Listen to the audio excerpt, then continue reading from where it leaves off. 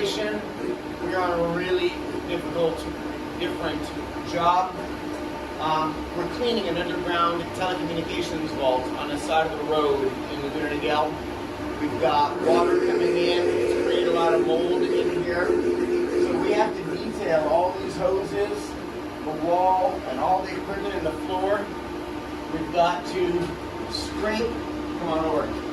We've got to scrape this wall with big heavy scrapers and then chemically treat it, power wash it, wipe it all down to make it safe in here. One of the telecommunications companies that works in here is refusing to come in and do their work because of the mold growth that's coming from the water leaching out of the concrete walls, the organic materials causing mold in here. So we're going to get this one done. We've got 7 hours to get this job complete today.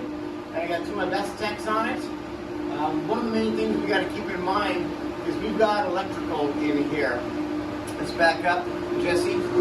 I got electrical right here, and I'm going to be bringing in chemicals and a power washer to clean this vault. So all these electrical sockets need to be completely masked off with heavy plastic and tape before we do any work. That way there's no possibility of getting the water inside the electrical.